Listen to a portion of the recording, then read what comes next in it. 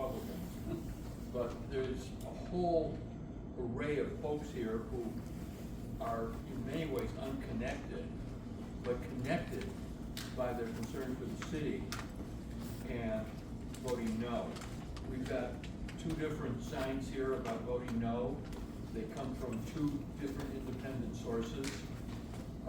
There's different organizations, and I just want to point that out as we start. So I'll start it off here, and we'll have a couple other speakers. I'm going to just simply touch on some of the issues that got us to this place.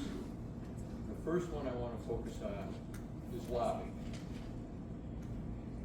To work effectively with state government, you have to lobby.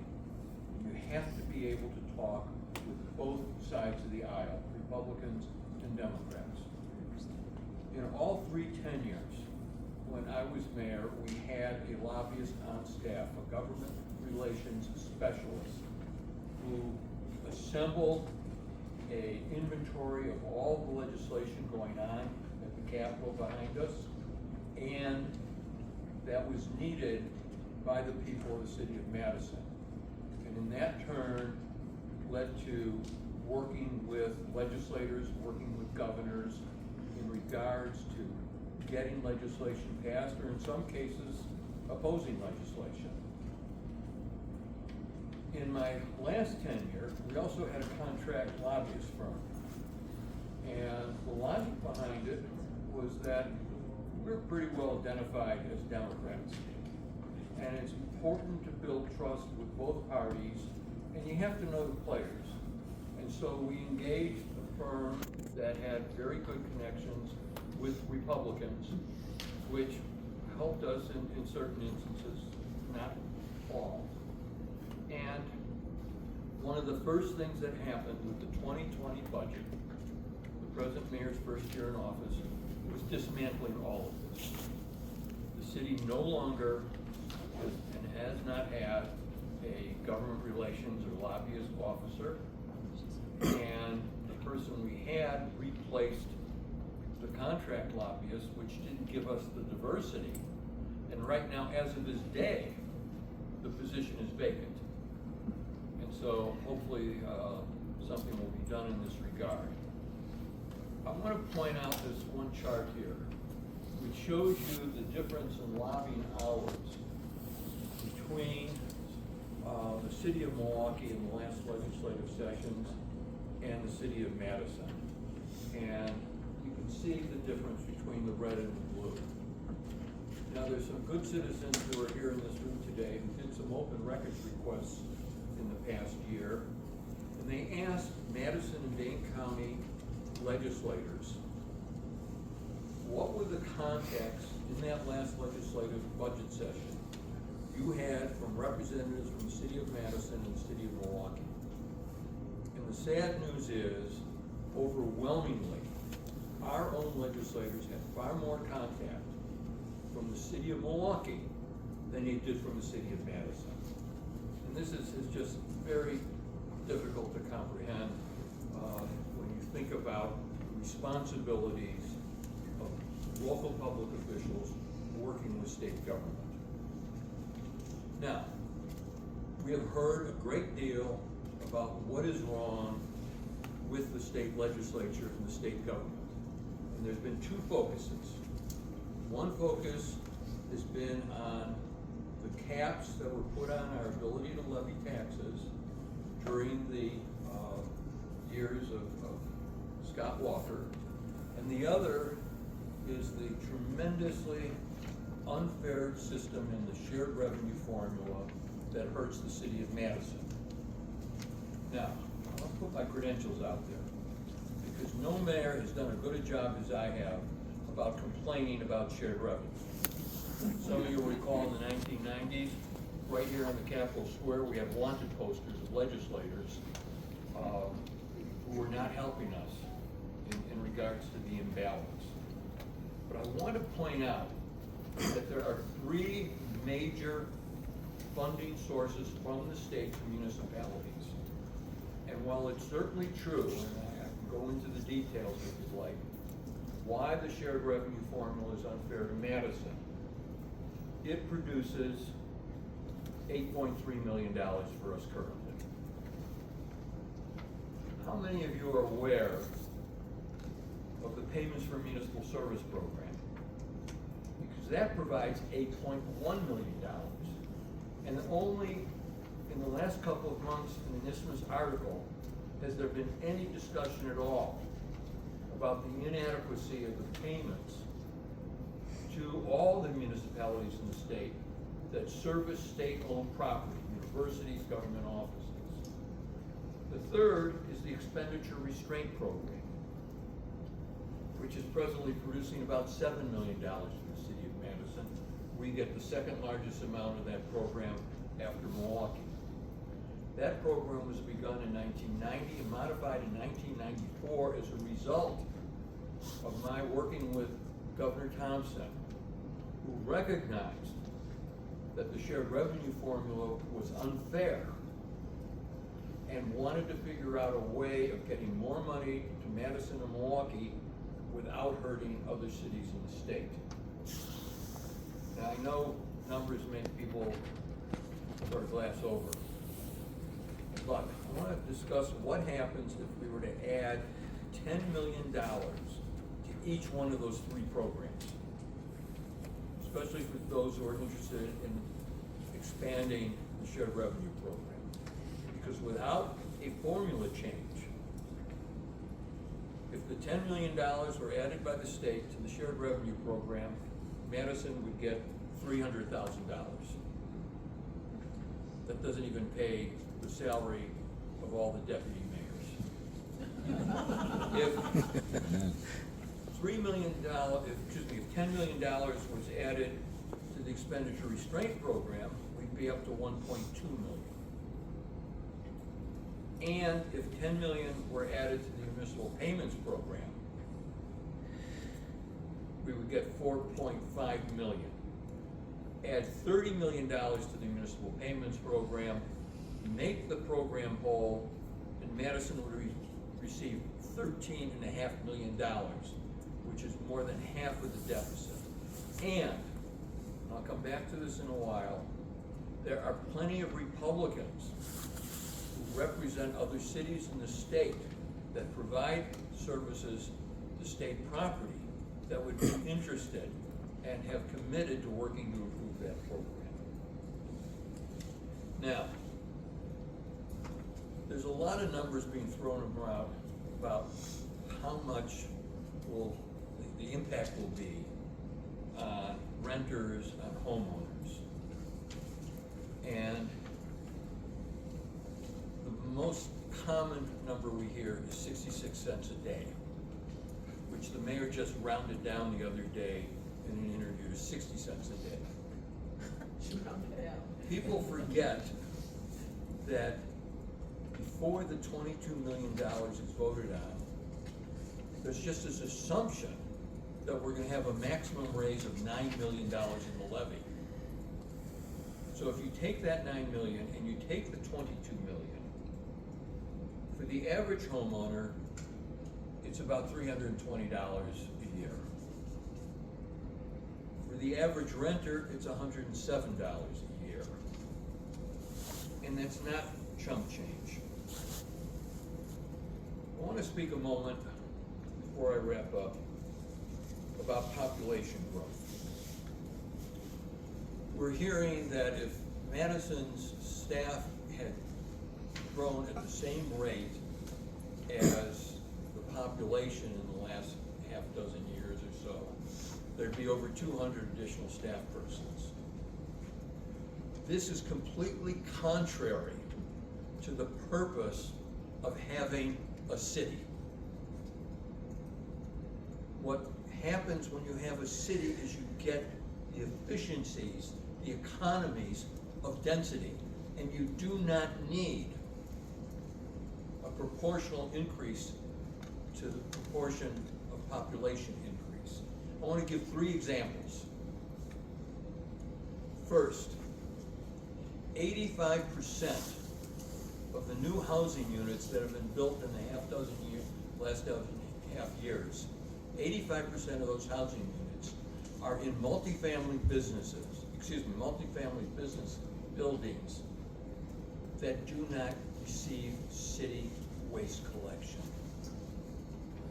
They have private haulers.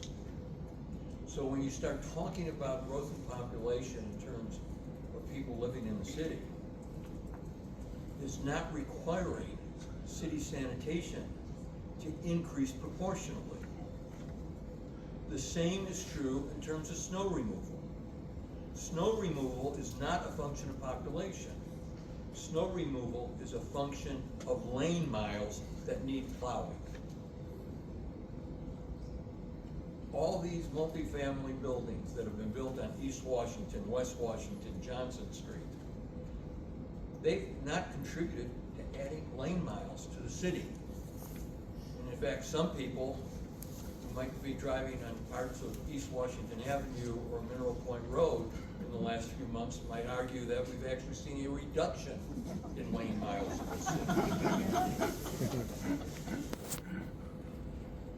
Fire protection.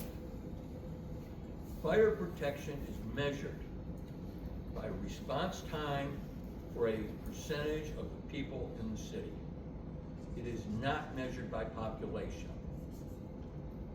If you recall all the new fire stations that were built in the last dozen years, the arguments in favor of them had nothing to do with population. It had to do with service area and people who were not within the response time. With the construction of the last 3 fire stations, 12, 11, and 13, 2 on the far east side and 1 on the far west side, this city is adequately covered. The response times meet all the standards. Now sometimes, like Lucy moving the football on Charlie Brown, the standards for response times change.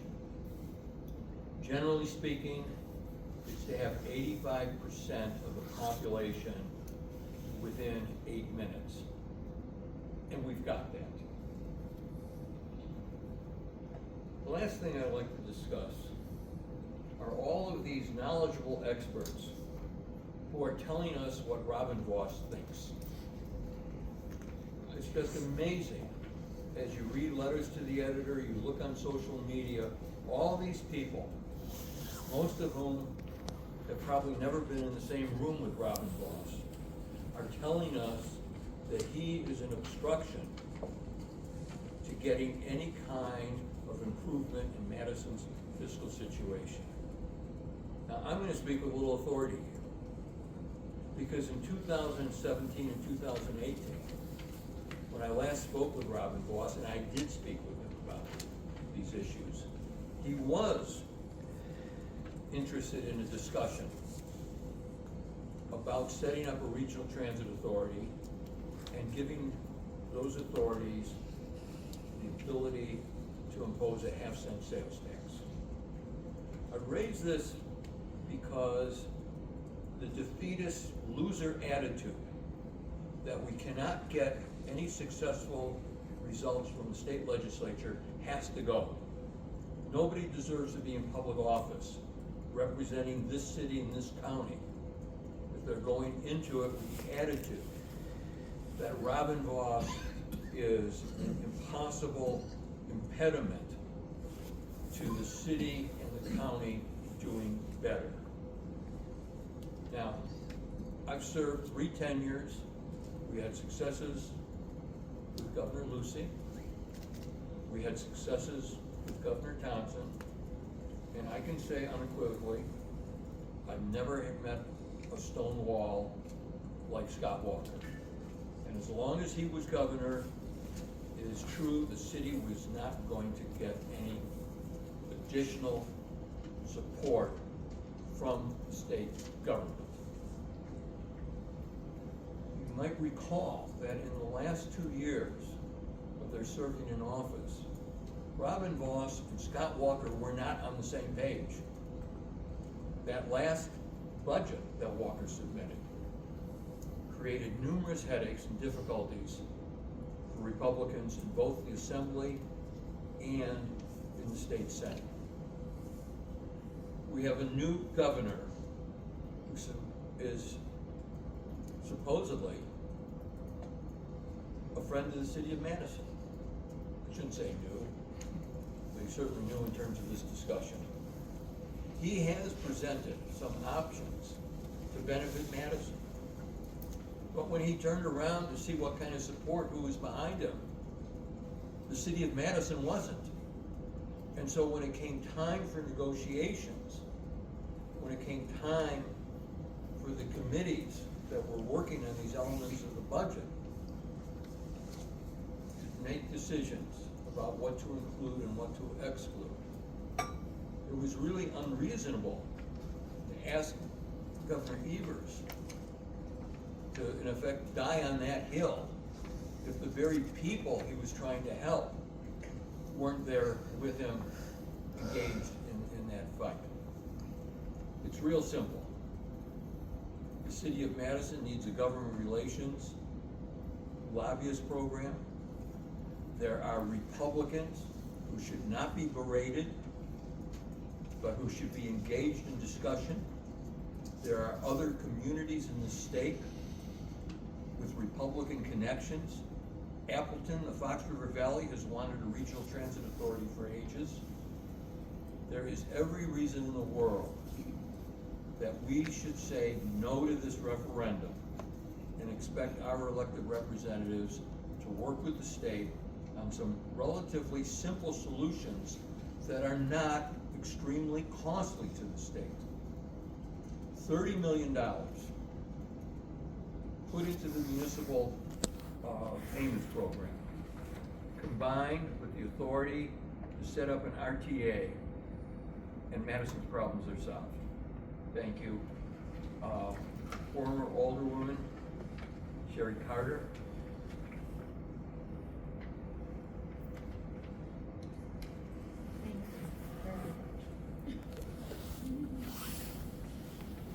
Well, I hope you can see me. As you can tell, I'm height challenged.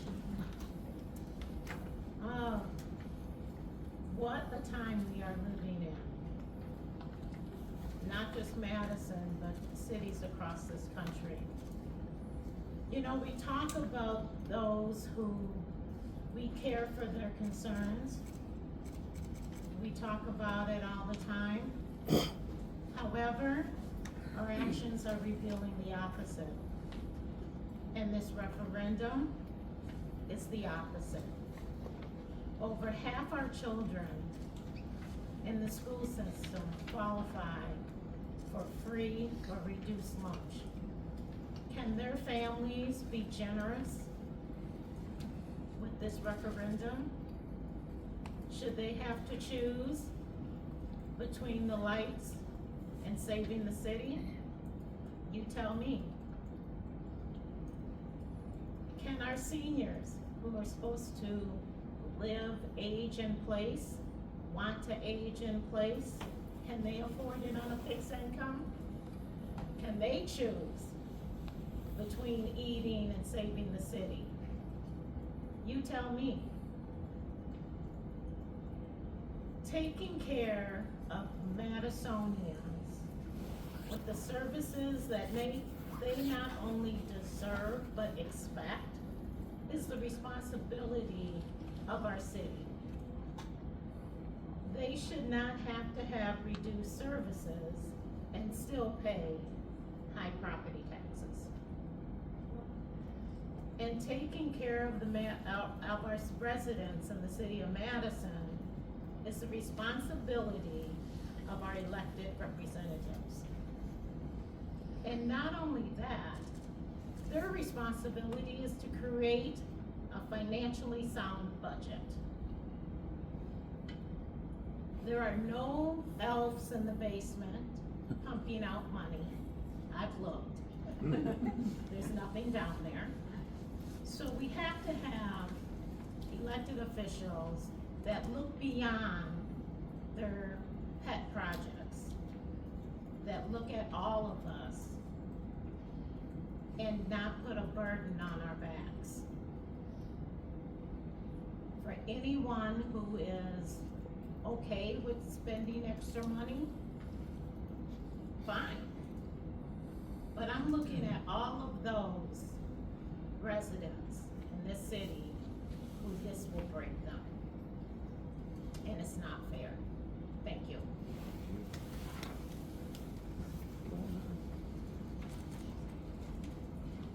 It's fun to say, somebody who needs no introduction.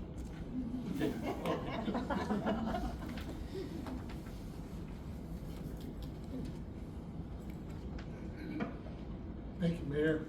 Thank you, Alder. Thank you for being here today.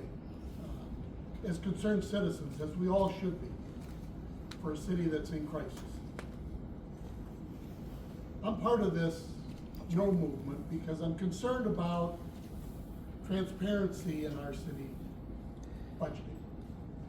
I'm concerned for our older Madison residents, who I speak to on a regular basis because I'm now one of them. And I speak as a proud Minnesotan of over 50 years and a proud homeowner in the city of Madison for over 40. As a proud father with young adults living in the city of Madison who are finding themselves beyond the ability to live in their city because of the cost of living on their shoulders because of mismanagement, mispriorities of the budget. And meeting with and living alongside older Minnesotans who share a vision for a successful city, but find themselves as well being taxed out of their homes. Who have to make the decision when leaving the home to have any lights on to save minuscule dollars. Who, when shopping at the grocery store, have to think twice about what they purchase because of the amount of money they need to maintain a home.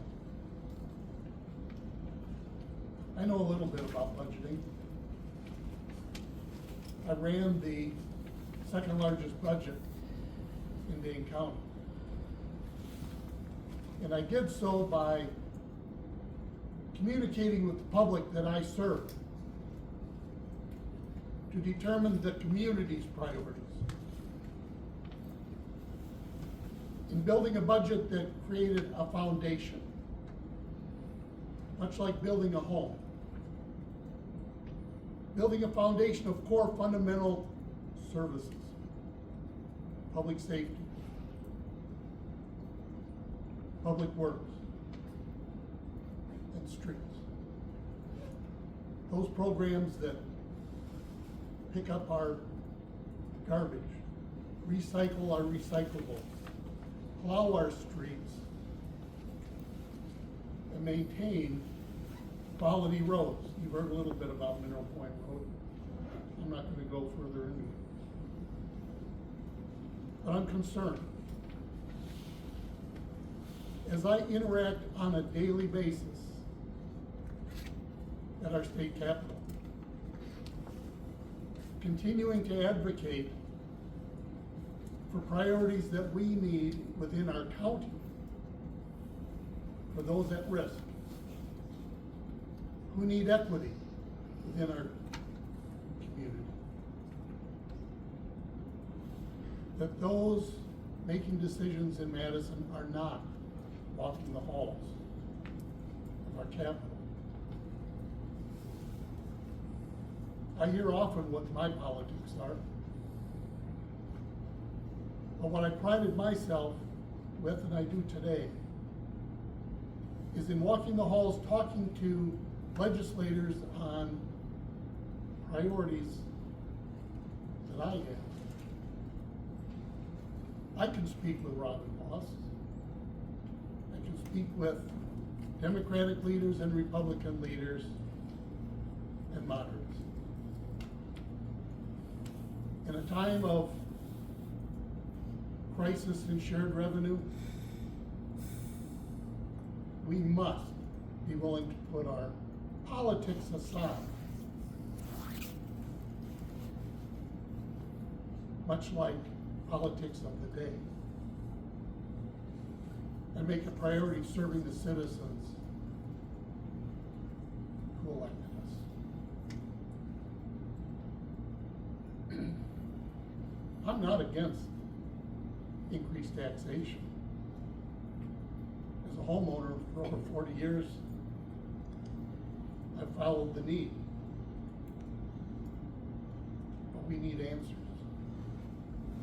And we need priorities to be met before we ante up 22 million in ongoing and increasing taxes on our citizens. I'm concerned about our young people. A $107 increase in rent is a big deal. I'm concerned about transparency from City Hall to our communities. That's why I'm here today. As a citizen, as a community leader, and as a public servant who dedicated his life to serving our communities. I'm concerned. Concerned about public safety. Madison is a bit in a pickle when thinking they are going to cut the budget of police and fire. 2023 saw passage of a new legislation, Act 12, which requires the 41 municipalities with more than 20,000 residents to certify annually that funding amounts of our police and fire have been maintained. Even the mayor's chief of staff, Sam Lundgren, admits the constraints on the budget prevent any cuts to the two largest departments in city government, police and fire. Shared revenue that we receive from the state of Wisconsin can be used in any fashion that City Hall directs it. It comes to us from sales tax and income tax. But if the city fails to prove it has maintained its police and fire services and spending, the city is in jeopardy of losing 15% of its shared revenue. So if our common council and the mayor decides to cut police and fire services to our city, all of our citizens are in jeopardy of the impact of a loss of 15% of shared revenue in 2025.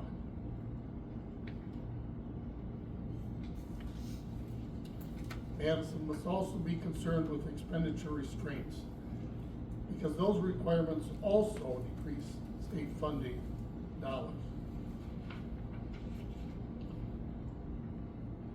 Now, I'm not opposed to everything the mayor has proposed, but in some cases, the horse left the stable before it was hooked up to the carriage. And a good example is the Office of Independent Monitor and the Police Civilian Oversight Board. A body put in place by our common council and our mayor to provide oversight of our police department. By the way, there are already 5 boards and bodies that provide oversight of our police department. My hang-up, my problem, is that the Office of Independent Monitor and Police Civilian Oversight Board have been in existence for 4 years and have not done a thing to earn the city stipend that each of its members receive. They've created no process for submitting complaints, which was their primary role. Not a single complaint has been submitted to that body by a citizen of the city of Madison. 0 investigations have taken place of the police department. And the very first complaint that the body has undertaken was of its own chair, who interfered with a lawful interaction by the Madison police in a domestic situation. Now, the mayor has proposed eliminating that full body and the monitor should we not pass this resolution. I would propose that's a little late. When making decisions for our citizens, we need to make tough decisions in the beginning. And to have a board and a monitor that has done nothing for 4 years for the money that we provided, again, it's a little late. Now, I commend the mayor for finally coming to that conclusion, but that sheds light on many other concerns that we should have in budgeting for the city of Madison. I gave up my days before camera, but I'm here today because I care about the citizens of our largest city, among 10 cities within our county, and I'm here because I want to remain a resident of Madison.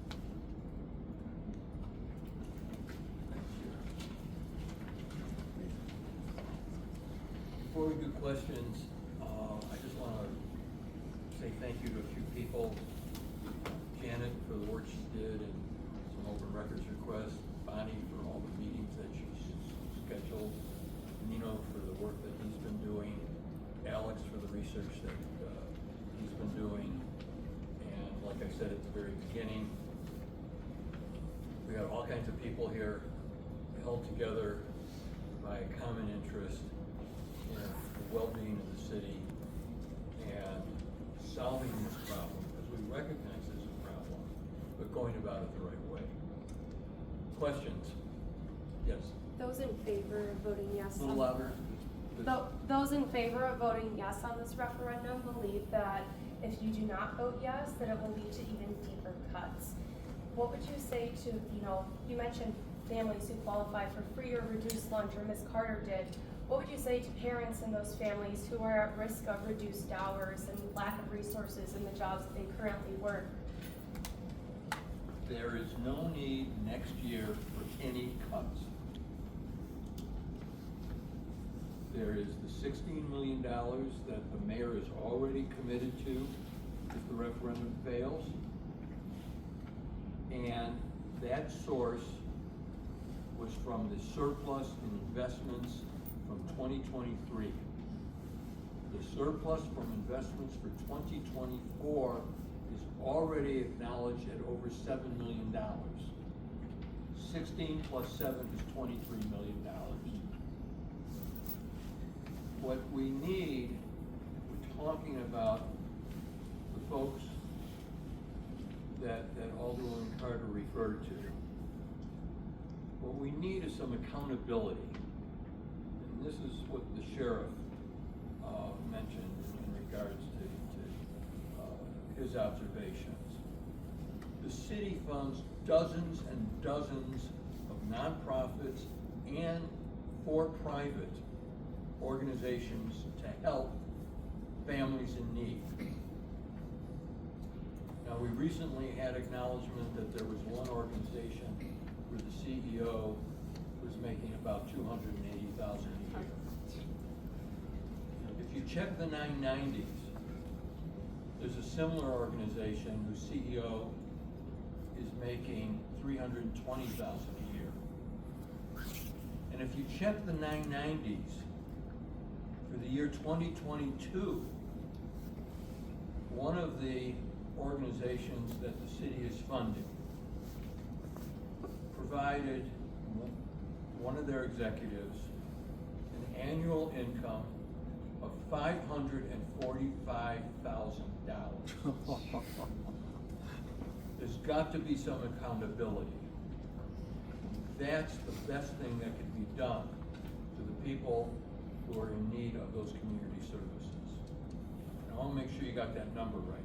545,000. And I rounded it down. What's the organization? I think it would be more fun if everybody went out and did their own research. And I sat It'd be a lot there, easier. and I went through 50 organizations. There's other people in this room who I know have done something. Free to make it. She's the former executive director. It wasn't her salary, it was her severance pay. What do we, there's another question I closed. No, Dave.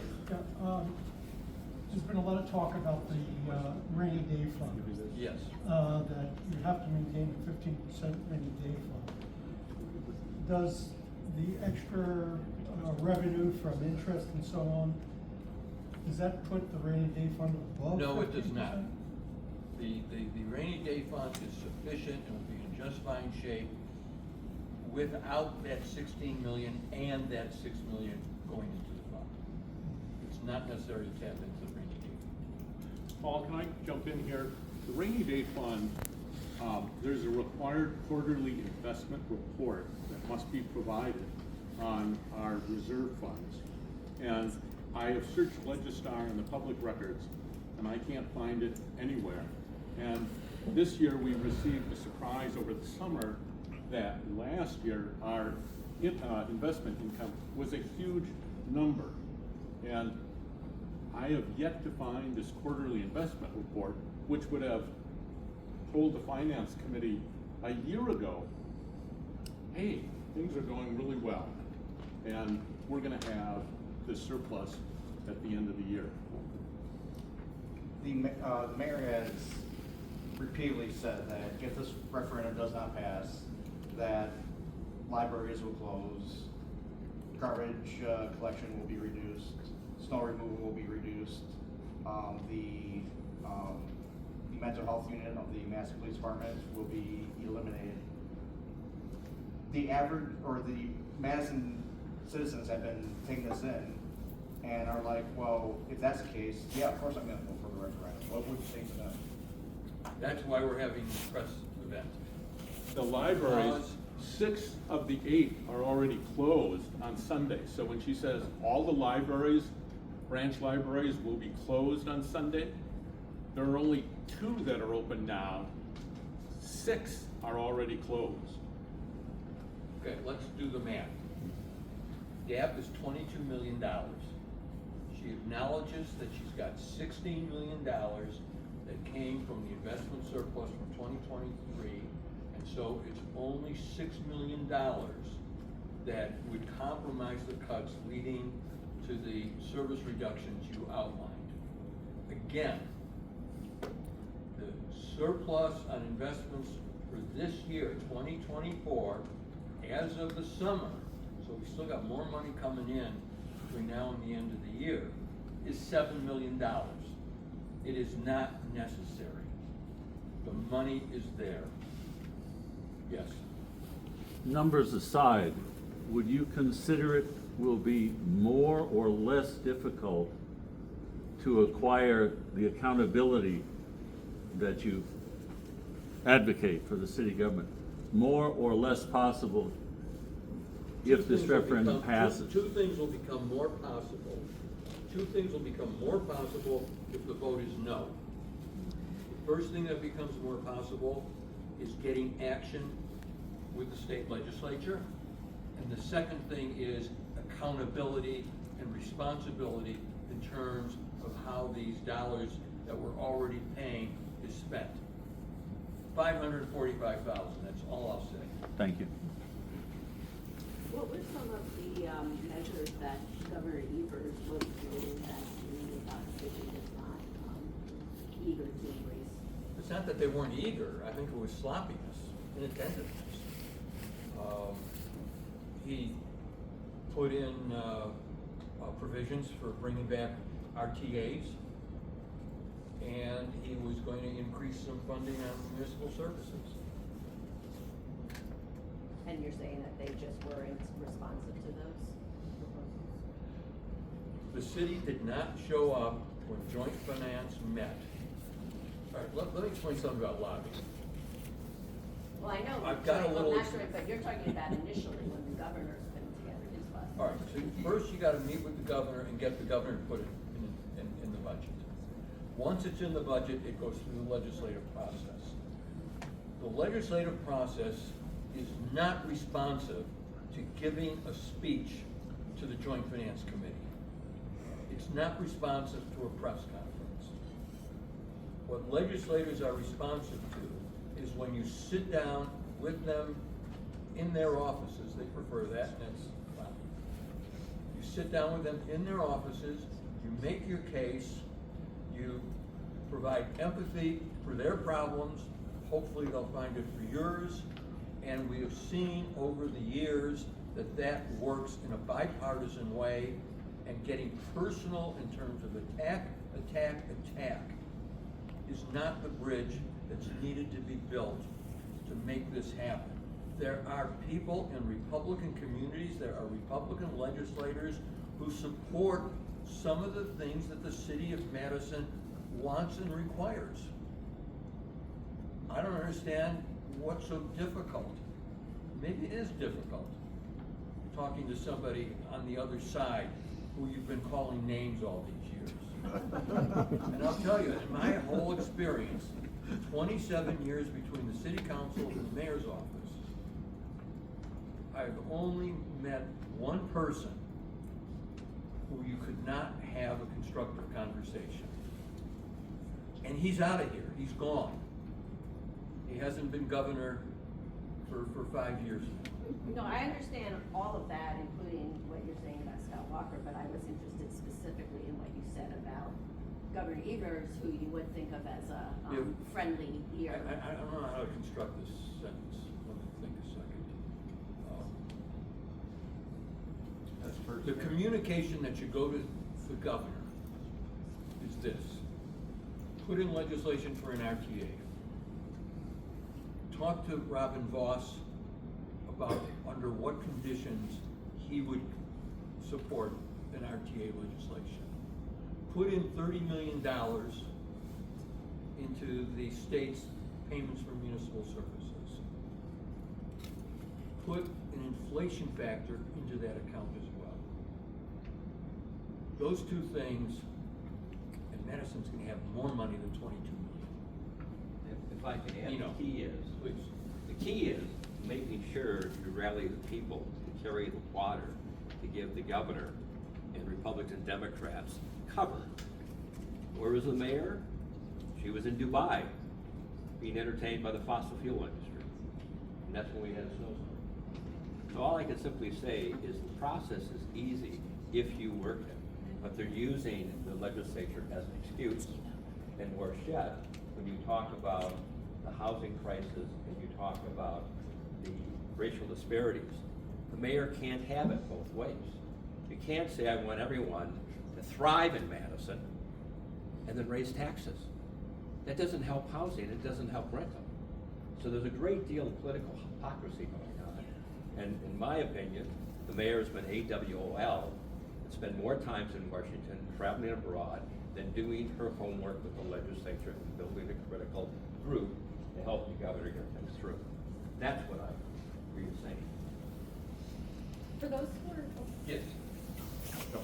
for those who are still concerned though about those cuts, you've talked about getting advocacy, transparency, some of those things, but how are you hoping to win over those voters who feel more like they want to vote yes? Are you doing any other events, anything like that to try to win those folks over?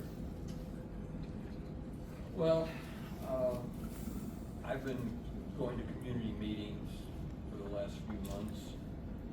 Nina information. Bonnie's been setting up all sorts, I mean, like I said at the very beginning, we're not real well organized, but we're dedicated and we're committed and we're trying. We're politically organic. I'm Yeah. wondering, who put together these yard signs? Pardon? Who put together these yard signs? Which groups? I don't know, but it's two different groups. Okay, because typically yard signs are required to have a paid for by. Yes, they are, but I can On a federal basis. anticipate your question, and I'm pretty sure I know what's going on. In a referendum, as long as the expenditure is under $2,000, there's no requirement. And my guess is that that's what these folks are doing. Can you state who the groups are, or their names to the groups? I mean, what's Nino's is the only one that's got a name. Well, Otherwise, we just. basically, it's a website called VoteNoMadison.com. And many of the same people, we've all kind of connected indirectly to coordinate some of our efforts. And so Dave's helping us connect, so Sherry, so is Betty Banks, who's a Madisonian, grew up in Madison, and really trying to get the message out. So it really has been kind of an organic approach.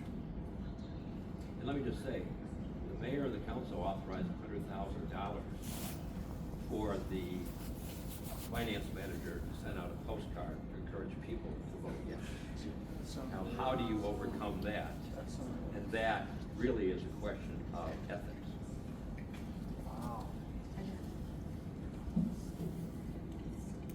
Anything else? Based on all this, would you plan on running for mayor next year? Oh, please.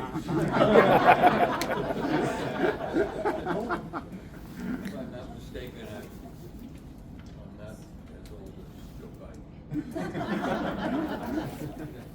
What could the city council be doing? I mean, they seem to rubber stamp whatever the mayor proposes, All right, but now you're gonna get me going in a long with a direction. different, with a different city council, No, what could well, we expect? There's probably, I'd probably like to see at least half of the council replaced, but that's, here's what the council can do. And it all goes back to the very first budget. The very first budget is what we call in legislative parlance a feel-good piece of legislation. It feels good because you get to take care of all your friends and there's not a lot of pain. And the reason they could do that is they started down this road of using one-time revenues. And then it kind of got loose as we got into the ARPA funds from the federal government. There are some standard items, principles in budgeting. They can be found in the GFOA, Government Finance Officers Association document. That GFOA document has about 20, 30 principles in it about using one-time revenues, about planning, about rainy day funds, when to use those. I would start and have the city council, in fact, I would probably, if I did anything with a new council member, is show them that document, the GFOA guidelines on fiscal responsibility for cities. And then you have a whole different outlook on the world.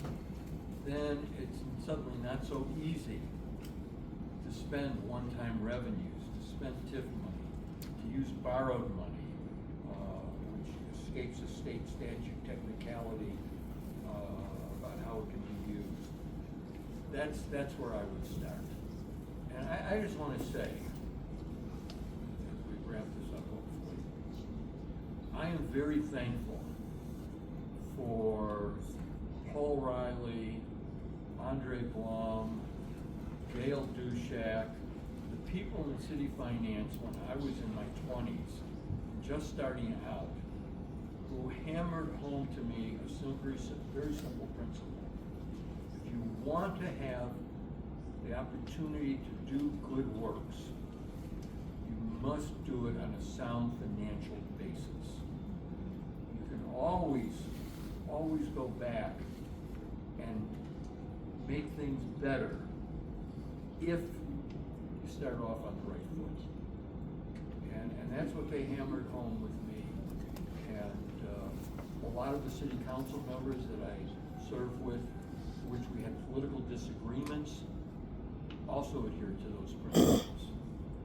And sort of transcended political differences ideologically. Yes?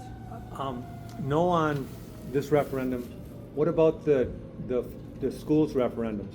And I don't want to, yeah, I mean, I don't want to open it up, but what I'm saying, what I feel like is the facilities referendum, the promises made, that are being made there are going to be made to all the other 33 schools that aren't made, and I see that as like, again, an unending failure of, I mean, if you think we can't afford this, we really can't afford that.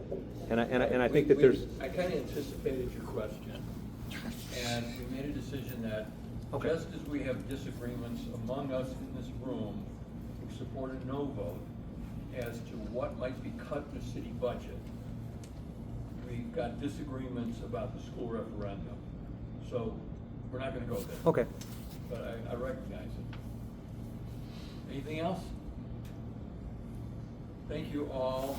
We would have had a very different crowd if we hadn't done this during the day, but as you can tell, most of our supporters who are under the age of 65 have jobs and are working.